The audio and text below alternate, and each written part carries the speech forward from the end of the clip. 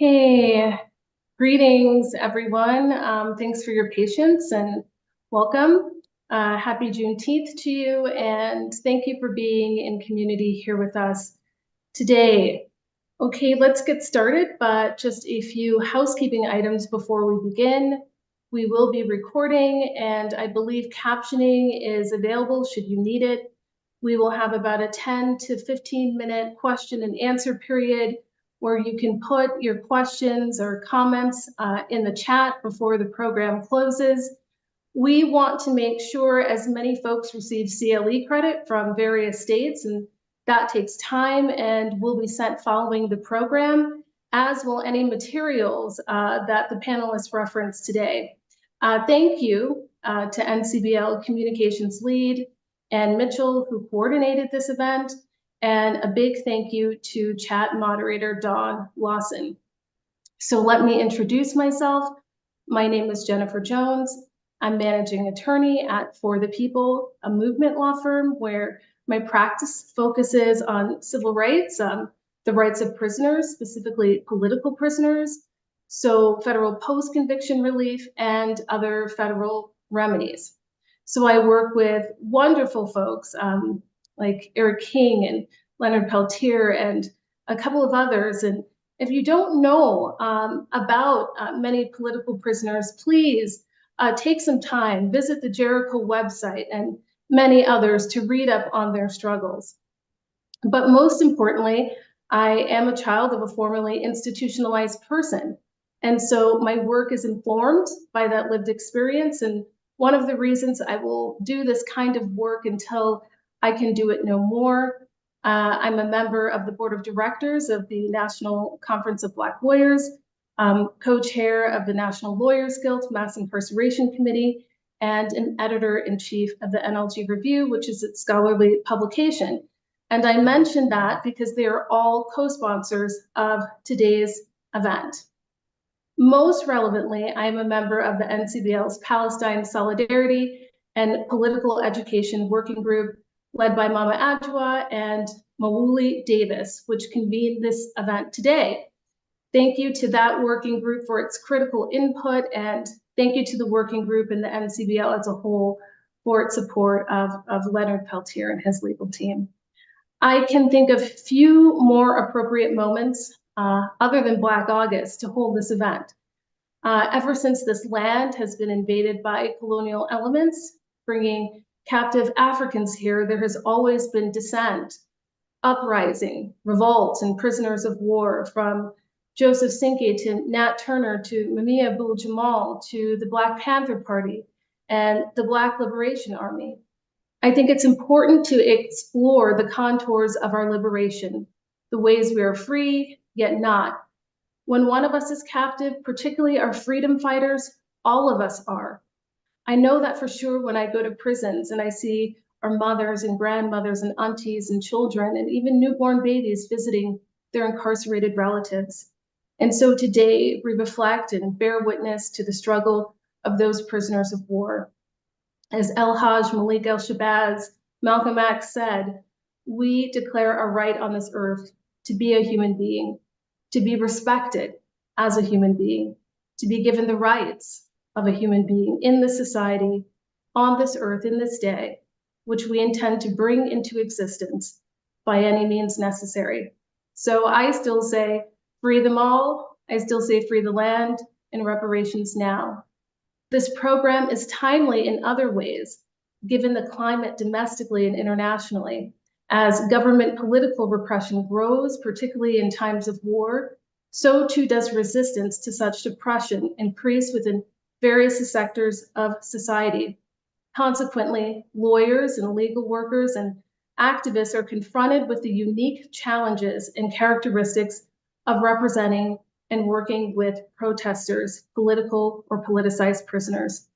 Today, our guests come from a wide range of backgrounds, practice areas, and lived experience. I cannot tell you how honored I am to have them join us today. I've worked with nearly all of them in some capacity, and we are in for a treat. So I'm here as a learner too. But I do encourage you to engage with all organizations represented on this panel. If you are not a member of the NCBL, please consider joining, and we'll provide some links in the chat to do that. Also, the NLG review is accepting scholarly work and articles for the rest of the year about political prisoners, prisoners' rights, repression, particularly of Black movements. So I want to be sure to extend that invitation to the NCBL membership. So please submit your work. If you've been thinking about writing something, please do. Today, we will explore the life cycle and landscape of protesters to political defendant, to political or politicized prisoner or prisoner of war. Our foremost and front of mind task is always to support defendants, political defendants, and prisoners. So please do what you can to lift up and support those who are facing political prosecutions and political prisoner status, such as the Uhuru 3 and the Stop Cop City defendants and others. At the same time, I think it's good to ground and begin our discussion with a rich history of the NCBL and its strong support of political prisoners. As the legal arm of the Black liberation movement, many NCBL lawyers like Haywood Burns represented political prisoners. Our first speaker, NCBL board member, attorney Jeffrey Edison, also represented political prisoners. A little bit more about attorney Edison. He is a 1973 graduate of Howard University. In October of 1974, Mr. Edison, as a law student at Wayne State University Law School, attended his first annual meeting of the National Conference of Black Lawyers in New Orleans. This meeting of NCBL lawyers, law students, and legal workers under the directorship of Lennox Hines solidified Mr. Edison's foundation, inspiration, and frame of reference for what an African-American lawyer should be. Mr. Edison returned to Detroit and helped organize the National Conference of Black Lawyers Michigan chapter in March 1975. Mr. Edison continues as a lifetime member of NCBL for 49 years. Mr. Edison is a former national co-chair of the NCBL, former national co-chair of the Criminal Justice Section, former faculty and former member of Board of Directors of the Wayne County Criminal Advocacy Program, and member of the Criminal Defense Attorneys of Michigan, and former member of the Legal Redress Committee. There is so much that attorney Edison has contributed to this profession. And so without further ado, I will turn it over to him to ground our discussion. Thank you.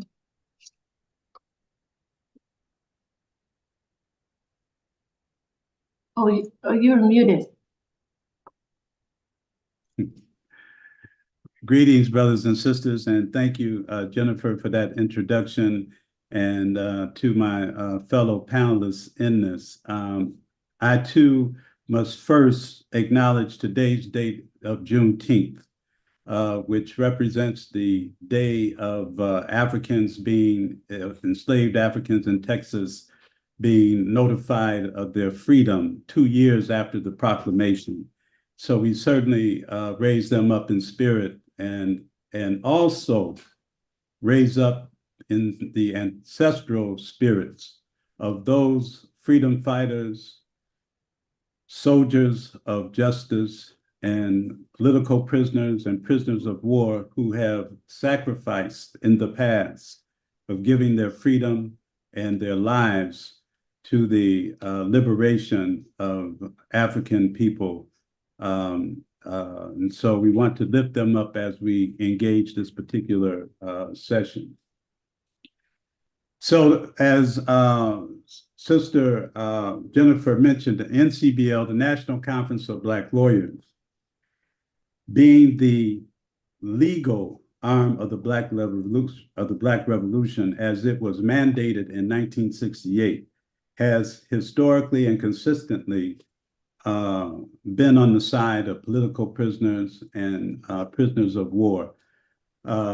Just briefly, as given the time constraints, let me just list a few of a partial list of the political prisoners that NCBL has been engaged in. And that's either formally as NCBL and also members of NCBL who represented these individuals. Angela Davis, Sister Angela Davis, was in fact the first, I believe, political prisoner that NCBL represented. And of course, we know that there was, as a result of not only COINTELPRO with its attack against the African liberation movement in the United States, their objective to neutralize and to discredit and to destroy the movement had its hand in the charges against Angela Davis that were trumped up. She was charged with conspiracy to facilitating the escape, the attempted escape by orchestra that Brother Jonathan Davis was engaged in trying to liberate persons from the Marion County courthouse that resulted in several persons being killed. But Brother Haywood Burns was one of the first people to check with Sister Angela when she was captured on the East Coast.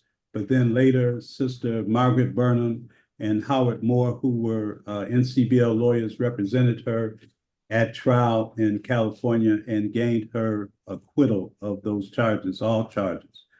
Also were involved in representing the Attica brothers in their rebellion and the response from the New York State Police and FBI that resulted in the massacre of countless Attica brothers. But Haywood organized legal representation, was one of the principal lawyers to organize the defense for the brothers who survived. Also represented NCBL lawyers represented Brother Ben Chavis and Wilmington 10. Also represented Sister Angela, Sister Asada Shakur after she was captured in New Jersey. There were several cases that were brought against her. She was acquitted on a few, but then ultimately convicted. Other names of political prisoners: Eddie Carthen, Gary Tyler, of course, Geronimo Gijaga Pratt, Jamil Alameen, Joanne Little, Mutulu Shakur, the New York 8 and the New York 21, well, specifically the New York 8 at NCBL lawyers, the RNA 11, and Sundiata Okoli. Now, the representation that is being provided is bifurcated in the sense that you had NCBL lawyers who represented persons during the trial, pre-trial and during the trial. And then the other aspect of representation focused on post-conviction representation, not only in terms of appeals, but also in terms of providing representation during parole hearings, which is extremely significant, that our brothers and sisters are not lost and forgotten if there is a trial and there is a conviction. So that's very critical. And some of the individuals that we've represented in terms of post-conviction has been Harold Taylor, who was one of the San Francisco 8 brothers locally here, Sister named Kelly Williams Bolar, Jenipher mentioned Leonard Peltier, Marilyn Mosby, Mumia Abu Jamal, Reverend Ed Pickney out of Benton Harbor in Detroit.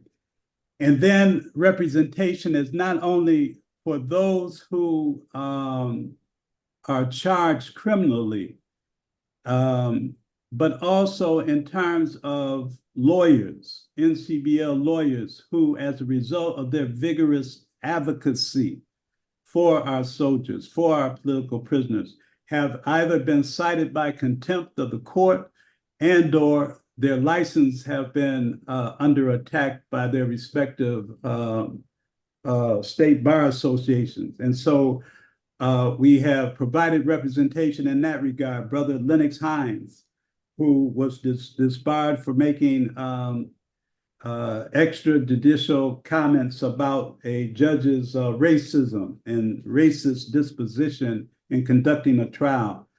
Of course, we have Brother Chokwe Lumumba, who was cited for criminal contempt in the Brinks robbery case in New York back in the 80s. And his client, Bilal Sunni Ali, was acquitted. And at the end of the case, Brother Chokwe was charged with contempt. And I'll talk about that a little later.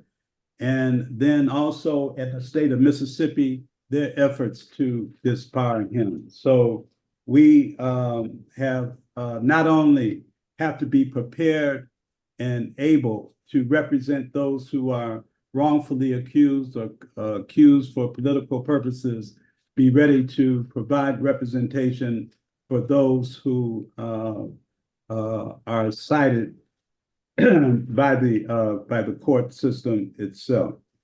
I referenced the Brinks robbery trials and the Brinks cases out of Nyack, New York, that involved Brother Sekou Odinga, Bilal Sunni Ali, Sylvia Borodini, Chewy Ferguson, Iolana Robinson, and Jamal Joseph. Mentioned the New York 8. Brother Herman Ferguson was another, and the case of the RNA-11 in Mississippi, where specifically the COINTELPRO engaged in a terrorist attack against the headquarters of the RNA that resulted in a police officer being killed, and the RNA-11 charged with conspiracy. So it is important for us to really understand what our role as lawyers is in the representation of political prisoners and prisoners of war. And as an NCBL lawyer, quite frankly. And I think that in looking at what a lawyer's role is, that we certainly must reflect on the historic admonition that Brother Charles Hamilton Houston gave to his law students at Howard University in the 30s when they were fighting against European supremacy and terror resulting from Jim Crow and trying to dismantle the vestiges of segregation. But Brother Houston would admonish his students that as a lawyer, as an African lawyer, as an African-American lawyer, that you would either be and must be a social engineer or parasite on the community. So the admonition is for us to continue his legacy of being social engineers. And so how does that translate in terms of representation of political prisoners and or political prisoners of war? Essentially, one of the essentials of that is that our advocacy must not be confined to the dictates of the law, that we must be prepared to think creatively, innovatively in using the law to advocate the interests of our clients, and certainly not be confined by the dictates of the law, which was the basis and foundation for our oppression as Africans from the point of our being kidnapped in Africa to the beginnings of this country and the Constitution up to today, that we cannot be constrained to those parameters of the law. And so as the legal arm of the Black Revolution, or for African liberation, as lawyers, we do not dictate, we cannot dictate what type of theories and advocacies that are put forth by the movement. We have to look to the movement to determine what our advocacy must be. And to that extent, we have a few examples that I would like to share with you of NCBL lawyers doing just that, or addressing that issue. First, in the Brinks case of outside of Nyack, New York, when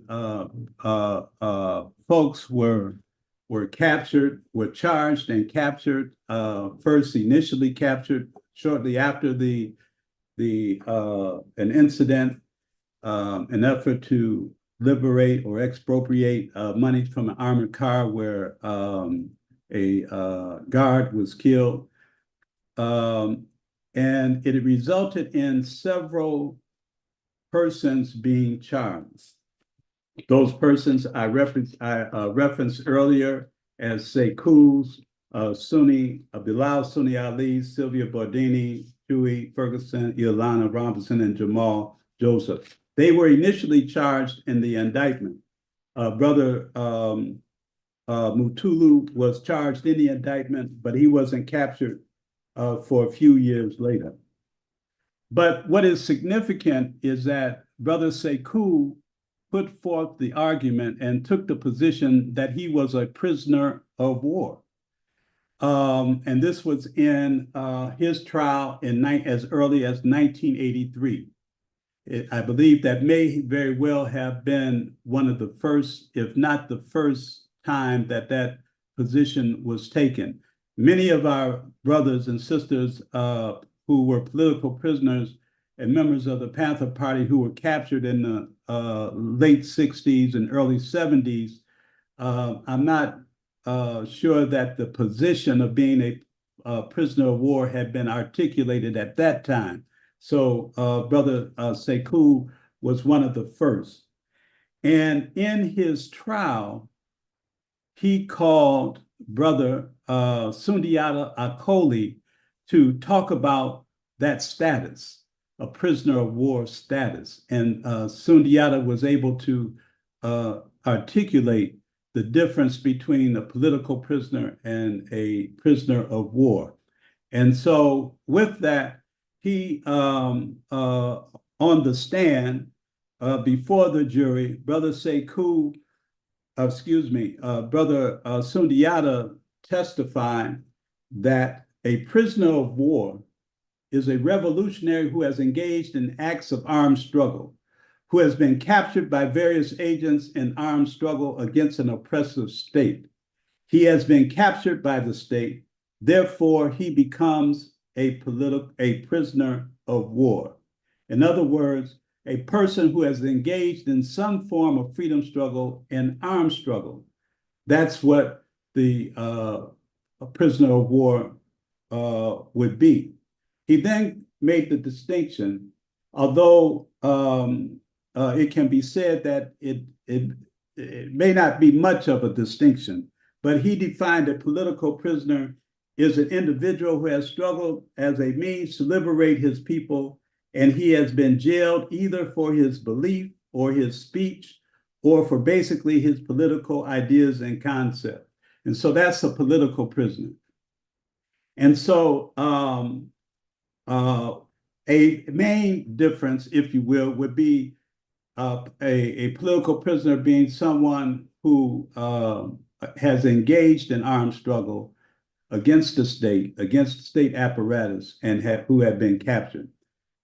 Although from a legal question, that status was rejected outright, but that testimony was given to the jury. And we don't know exactly what the jury considered in its decisions, but we do know that there were various degrees of victories in that trial. For example, everyone was charged with RICO violations, Racketeering Influence and Corruption Organization Act. conspiracy, and also the substantive charges. Then there were also counts of bank robbery and murder as a result of a 1981 armored car robbery in the Bronx, and then 3 other counts alleging bank robbery of an armored car where 2 police officers were charged, were killed in Nyack or Nanuet, New York. It's significant because no one was convicted of the murders, substantive counts. 6 counts of murder. None of the brothers and Beraldini were convicted of that. They were acquitted. Brother Sekou and Borodini were convicted of the conspiracy charges, and then Ferguson and Joseph were they also were acquitted on the murder charges, but they were convicted of lesser charges of accessory after the fact. So certainly, it would be fair to say that the testimony of Sundiata was important. Also, after that, when Brother Mutulu was captured, he raised the defense of prisoner of war, and although legally it was rejected by the courts. But what's important about that difference in terms of the rejection and how it impacts us as the lawyers. In the early 90s, NCBL considered or engaged in a debate in terms of how NCBL should relate to that dynamic of political prisoners and prisoners of war. And with that, there was a debate. Brother Chokwe Lumumba led the debate or led the position on prisoners of war. Professor Henry Richardson advocated the position of political prisoners. But what was significant is that Brother Chokwe had reached out to captured brothers for them to offer their contribution and perspective on the issue. And in response, well, several did, but in particular, Brother Jalil Mutakun submitted a letter to NCBL regarding his position and how NCBL should relate to it. And so in his letter of December 3rd, 1990, Brother Jalil said to NCBL, the question before NCBL is not whether at this time will the United States court give recognition to the existence of one political prisoner of war, but rather will NCBL give recognition to our struggle and movement? Will NCBL advocate our right to exist, claim our status, and support our movement? To forego giving recognition of status of prisoner of war is in essence to deny the existence of our movement. And so it is critical for us to that we must respond and support and create the type of advocacy and defenses for those who have been captured in pursuit of liberation. Let me just quickly also add in terms of being creative, or not being creative, but not being confined to the dictates. In the RNA 11 case, and also in the Brinks robbery contempt. Well, let me take the first one. Brother Mario Bedelli, the president of the Republic of New Africa at the time, asserted that the criminal court, the trial court, did not have jurisdiction over him because he was president of the Republic of New Africa and therefore should have been given diplomatic immunity. Brother Chokwe, when the judge cited him for contempt afterwards, one of his arguments was that during his representation of Brother Bilal Sunni Ali, that he had the position vice president of the Republic of New Africa and also the Minister of Justice during his representation. And because of their respective positions, although first in the RNA 11 and then later with Brother Chokwe, it was based on the Article 3 of the U.S. Constitution that says that, in essence, that the Supreme Court has original jurisdiction over matters dealing with public ministers and consuls and ambassadors. And so the courts, the appellate courts, ultimately said, well, in order to get that, there would first have to be recognition by the State Department of the U.S. of your particular, quote, position. That's what they said. So their request for diplomatic immunity was denied. But what is critical about that is, as Brother Charles Hamilton Houston said, that when you are resisting the oppression of the legal system, you have to raise issues that are not that have not been raised before, and that you have to lay the groundwork for future advocacy of future generations. So although the diplomatic status and the lack of recognition of the Republic of New Africa was not granted in President Amari's case and in Brother Chokwe's case, we don't know what is in the future and what future generations of legal advocates are going to be able to accomplish. So at the time in the future, they'll be able to at least look back to the decisions and advocacy of Brother Chokwe and the position of Brother Amari and the advocacy that countless number of NCBL lawyers have taken. So thank you. Thank you, Attorney Edison. That was so rich and insightful. I could listen to it all day. It's wonderful. I wanted to get to our next panelist, Xavier Janon. Xavier is a North Carolina-based attorney and organizer who believes in prison abolition and liberation in our lifetime. He serves as the current director of mass defense for the National Lawyers Guild National Office, where he oversees and coordinates the NLG's mass defense program. He has earned knowledge from many justice movements across the country, and he is constantly learning how to best move from those in the front lines.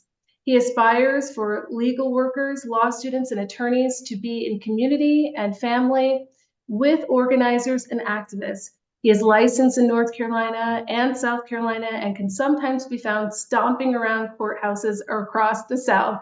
Welcome, Xavier. Thank you, Jennifer, and thank you everyone for being here. I'm going to share my screen and hopefully it works for quick slides. Cool, so I think the slides are up. So I'll try to move fast, and what I want to do is, there's going to be a lot covered about representing prisoners, representing protesters, their defenses, their cases, but I wanted to take us to another side that I think is as important in representing prisoners and protesters, which is their people, their support crews, the people around them.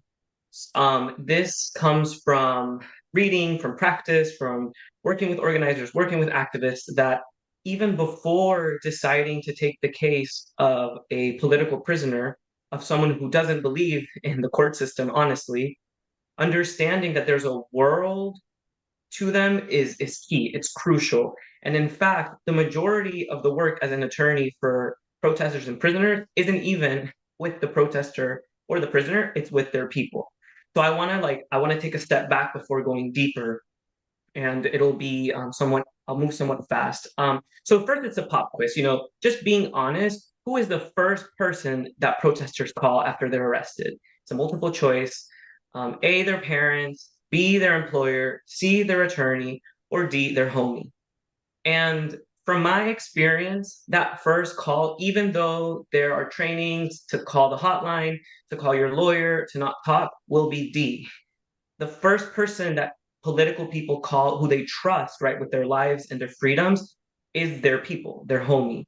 And I have in fact had so many calls that come from someone else that is, hey, I just got a call from XYZ who's in jail. And the first question is like, well, I thought I told that person to call me before calling anyone else. But we have to be realistic in who we're representing and how people are operating. So, there's different names for what I'm talking about. Some people call them defense committees, other people call them support crews, other people just call them my friends, my family, my community, but it all means the same. And what it is, it's a group of people supporting a defendant, a criminal defendant mostly. What's key for us as lawyers is that this support is not just legal, right? It's emotional, it's political, it's logistical. The support that support crews give is as broad as that person, right? Their whole life is being supported. Generally, these formations are informal, right? It's not like they'll have a name or a 501c3 attached to it or an LLC, right? It's just the friend of John Smith who's facing criminal charges. But even though they're informal, they're very easy to pin down, right? I think people who have represented activists can say, yeah, their support crew was these 10 people or these 2 people or these 40 people, right? These are the people who were helping them, supporting them, and helping make decisions. And what's really important, and this came up in already, is that the attorney is not the savior for the defense committee. The attorney is just another player in this big movement for liberation, for struggle. The attorney is not there and it's not seen by defense committees as that person who has all the answers, who can win it all. It's another player, it's another tool. So a lot of the relationship that lawyers need to have with protesters and prisoners is reshifting that we're not there to save the day, we're there to help a movement, help a person, help a group of people. And what that creates, though, is this dance of interests, right? Where the support crew, the client, and the attorney will have to be always dancing on what interests are being served. And I put these interests in order of actually what I've seen a lot of radical defendants consider. At the top is political, right? Even before legal, even before their personal, a lot of radical defendants will put their political interests first and the interest of the movement first. As I mentioned, lawyers are just players in the system, and they're usually in the way of political goals. So in interacting with a political defendant, a radical defendant, and their people, you also have to accept that people do not believe this system is legitimate, that it's not just, that it's not valuable. So the officers of the court, right, the attorneys, are also a problem. And that's okay, right? Accepting that can really move through pain faster. Another interest that will have to be balanced, though, in this representation is interpersonal. Many radical defendants, before putting themselves first in community, will wonder, if we take this decision, this legal decision, this procedural decision, how will it affect this other person, this other defendant, that other person who doesn't even have a case pending yet, this person who is on the run, right? So that's another interest. And sometimes these interests will be of the people in the defense committee, in the crew, that the client themselves wants to protect. Below those is the legal interest, right? What are the best legal strategies? What's the best legal decision? What arguments can be made? And importantly, though, what might be the best legal interest, the best legal decision, right? Best in air quotes, might not fit with the political and the interpersonal interests of the client or of the support crew. And then last, I've seen a lot of radical defendants, they put themselves last, right? Their life is for the movement, for liberation. So it's not about them, it's about this bigger system. And attorneys understanding this when relating to them, representing them, and relating to their defense committee will help just move faster, right? Because it can get frustrating for some attorneys who aren't used to this kind of client to reflect, but why are they making this decision? This decision is going to hurt them short term and long term. Well, there's other interests at play. So, I'll go quickly like what to do, right? If there are these people who are supporting a defendant, who are supporting a prisoner, a protester, how do you deal with that? And for me, it's just setting expectations and doing it early and doing it clearly, right? Not being afraid of asking those on point questions, right? Who do we communicate this case with? What do we share with those people, right? Who's going to be involved? Um, who is going to make decisions, right? And also, who is in the committee? This is something that sometimes happens, especially with popular radical defendants, because everyone wants a piece of someone who's on the news. But clarifying with the client who is in the committee, who isn't, who can access information, who shouldn't.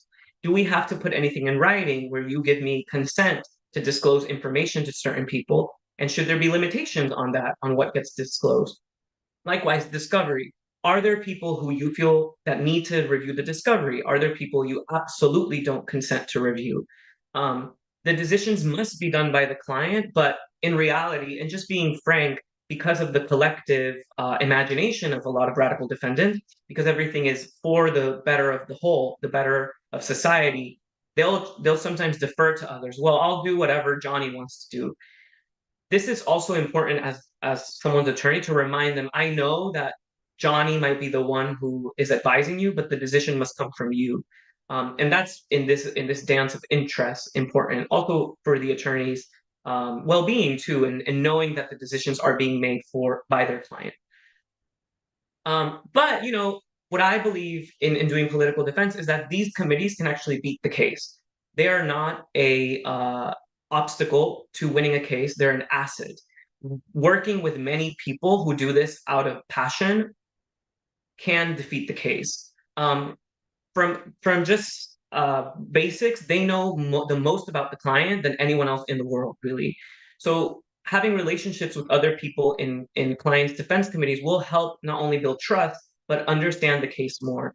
I found it helpful to just talk with people in the committee, right? The people who are close to the defendant to learn more about what happened. I've always learned something when I speak with a supporter because there's more context that they can give me. There's things that they share with me that the client might not want to or be ashamed of sharing.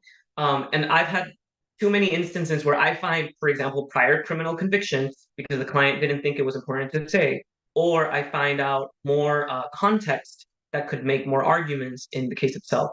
And likewise, if you don't know an answer to facts, the crew might. Attorneys might know the Fourth Amendment, but attorneys are really bad and are not usually understanding the ins and out of a movement, right? How this movement operates, how it's not structured, how it's decentralized, how it's making decisions. The people on the ground are the ones who have those answers. So being unafraid to have those conversations will help the case. But and it was mentioned, right, that there have been a lot of political prisoners throughout the U.S. history and throughout the legal system. There's no magic formula, right? I put on the slide Sada Shakur, Angela Davis, Lynn Stewart, and Jack Mazarek. And these are all, in some ways, were political prisoners, are still political prisoners, but they all had very different lives and very different needs and very different support crews. They all had support systems, though, undeniably. They all had lawyers. They all still have lawyers, some of them, but the way that the lawyers had to relate with their supporters was different. And so each person will be their own world.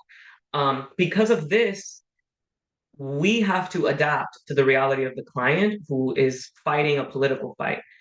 We can advise on legal risks, on legal consequences, but we can't change their belief system. And in fact, that would be silly to try to do.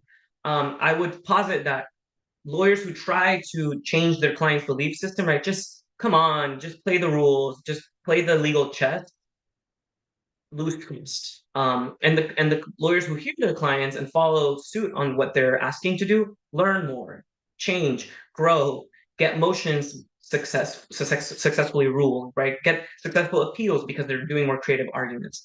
So even though there is no magic formula, all we can really be is aware of the dynamics and navigate them, putting the client first, of course. And here, so just to be visual, I put like a example of what a support crew, a defense committee can look like. The client is at the center, and around them is a bunch of people. Some are close, like a lover, like a best friend. Some are new, like a supportive rando or a sibling who might not be as close. But all these people the client is looking to and are in communication with each other to communicate with the world, with the attorney. I've put on the left people who aren't in the support crew, who the lawyer should be also aware of.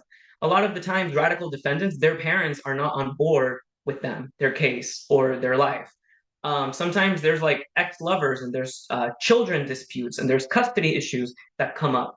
Having a mapping and understanding of who's involved and who's not helps the lawyer, because as this client and the support crew navigates all these other relationships, they also have to navigate the court system, pretrial, the DA, the state. And so, and I've also tried to make clear that the attorney for this dynamic is just another player. But remember that there is no similar support crew. Some support crews are really different than others. Some defense committees are extremely different, right? I've made another example where the client isn't maybe as politicized. Their children are in the support crew, a new friend they made, the uncle who's paying for the case is on it. They might have clergy on it to advise. They have different people. As lawyers representing this radical defendant, this protester, all we can do is be aware of these relationships and navigate them. And also understanding who isn't as close, who might represent to the lawyer that they are. So to balance the relationships. Just briefly, right, it's a CLE, but what about the rules of professional conduct? I've listed here, and I'll share the slides with the organizers, that communicating with the defense committee, with the support crew is permitted, right? The client can give consent to reveal confidential information. The attorney can accept payment from others as long as it doesn't get in the way of the relationship. And of course, the lawyer must be loyal and have independent judgment to the client, but that doesn't mean that it's against anyone else's interest. As a personal example, I'm involved in the Stop Cop City RICO case that's happening in Atlanta, Georgia. And there are 61 co-defendants. The indictment is 109 pages, and there's 2 years of allegations in this indictment. And every single one of these defendants has a system of support crew, a defense committee, sometimes in opposition to each other, the client, them, each other. But the reality is that there's 61, and that means if there's 5 people in each crew, that's 300 and something people who are navigating this case together, I would say, plus the lawyers. And what I've learned through this case, or rather reaffirmed, is that leaning onto these support crews has moved the case in certain ways that an individual attorney couldn't have accomplished, because there's just not enough information to be able to digest this all. An example is, right, how can I get someone to describe to me what my client was doing a year and a half ago when the client doesn't even know what was happening because they were getting arrested? Only a supporter will be able to fill that gap, the supporter or the state. So leaning into the crews has helped, really, I would say, most of the lawyers. And the lawyers who have refused to lean onto the political defense, refused to lean onto individual clients' preferences, have had issues with trust, have had issues with finding arguments to make, and I think are going to have issues in beating these cases in the ways that others have. So that's what I have. The topic of the supporters of protesters. Thank you all. Thank you, Javier. Defense committees are so important, and thank you for outlining that for us this afternoon. Our next speaker is Habekah Cannon. Habekah Cannon is the managing attorney of the law office of Habekah v. Cannon, a criminal defense firm located in Charlotte, North Carolina. Habekah is an abolitionist that is committed to providing each and every client with a holistic, client-centered defense. Habekah spent her formative years serving as a missionary in South Africa. She is proud to call Goldsboro, North Carolina, her home. She attended Hampton University and earned a Bachelor of Science degree in criminal justice. She went on to earn a Juris Doctorate at North Carolina Central University School of Law. Attorney Cannon is committed to loosening the tight grip of the criminal justice system that too often disproportionately impacts Black people, poor people, and marginalized communities. Upon graduating, she worked at the American Civil Liberties Union, ACLU, to co-author the 2019 report, At All Costs, The Consequences of Rising Court Fines and Fees in North Carolina. She served as an assistant public defender in Mecklenburg County, where she represented over 800 people in district court. Habekah also serves as the treasury of the National Conference of Black Lawyers, North Carolina chapter. Habekah is committed to doing the work to be a legal advocate for the liberation of the most vulnerable populations as she continues to represent clients charged in North Carolina state and federal court. Thank you, Attorney Cannon. Thank you so much for that wonderful introduction. Free the land, and free the people. It's an honor to be here today. I will be really, really brief in my remarks. Happy Juneteenth. This is a day that we all need to take a moment and pause and just reflect. And this panel that was put together on this day, at this time, I don't think it could have been done at a more appropriate time. So thank you to all the organizers, and thank you again, Attorney Jones, for your efforts in getting everyone here. And yeah, to follow up to what my colleague and very, very good friend Javi shared with you all, when it comes to representing those that are representing a bigger issue than your average everyday person that might be charged with a criminal case, it does take a different type of lawyering. And I work with Javi in many different areas, as well as some of the other attorneys on this call, to make sure that we are making sure that clients' needs are centered.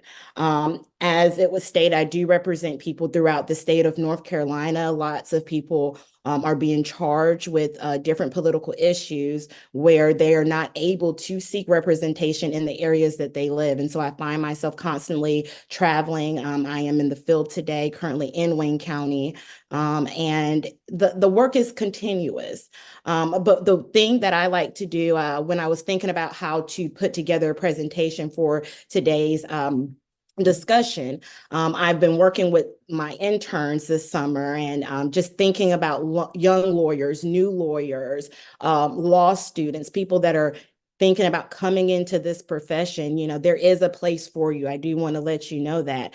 And there is a way that we can make our voices heard through the representation of our clients, making sure that their needs are always centered. And I like to call it the canon C's that I use when it comes to representing political prisoners and protesters. And that first C is consciousness.